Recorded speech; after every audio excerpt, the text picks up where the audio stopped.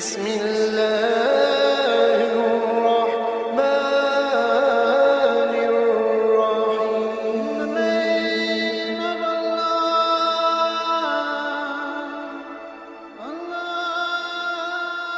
الرحيم. بسم اللہ الرحمن الرحیم. شروع اللہ کے نام سے جو بڑا مہربان اور نہایت رحم والا ہے. دوستو، آج کی ویڈیو میں ہم آب زمزم کے حوالے سے کچھ معلومات فراہم کریں گے.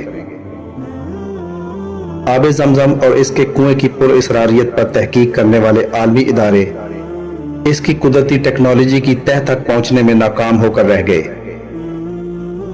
عالمی تحقیقاتی ادارے کئی دہائیوں سے اس بات کا کھوج لگانے میں مصروف ہیں کہ آب زمزم میں پائے جانے والے خواص کی کیا وجوہات ہیں، اور 1 منٹ میں 720 لیٹر جبکہ 1 گھنٹے میں 43,200 لیٹر پانی فراہم کرنے والے اس کنویں میں پانی کہاں سے آ رہا ہے، جبکہ مکہ شہر کی زمین میں سینکڑوں فٹ گہرائی کے باوجود پانی موجود نہیں ہے.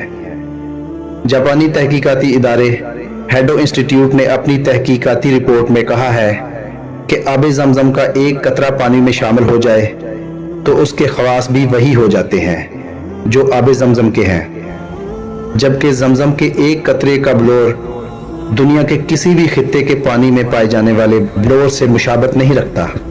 ایک اور انکشاف میں یہ بھی سامنے آیا ہے کہ ری سائیکلنگ سے بھی آب زمزم کے خواص میں تبدیلی نہیں لائی جا سکتی.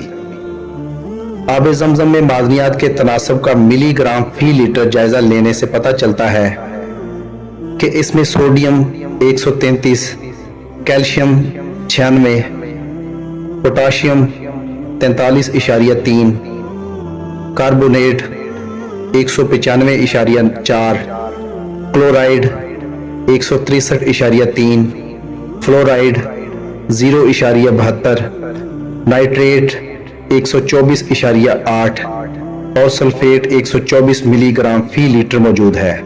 آب زمزم کے کنویں کی مکمل گہرائی 99 فٹ ہے اور اس کے چشموں سے کنویں کی تہ تک کا فاصلہ 17 میٹر ہے.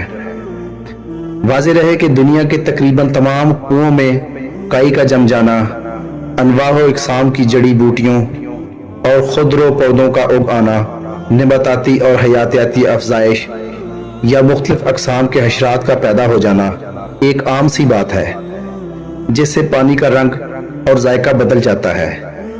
اللہ کا کرشمہ ہے کہ اس کنویں میں نہ کائی جمتی ہے، نہ نباتاتی اور حیاتیاتی افزائش ہوتی ہے، نہ رنگ تبدیل ہوتا ہے اور نہ ذائقہ. دوستو، اگر آج کی ویڈیو اچھی لگی ہو تو چینل کو سبسکرائب ضرور کیجیے گا. اللہ تعالیٰ آپ کا حامی و ناصر ہو.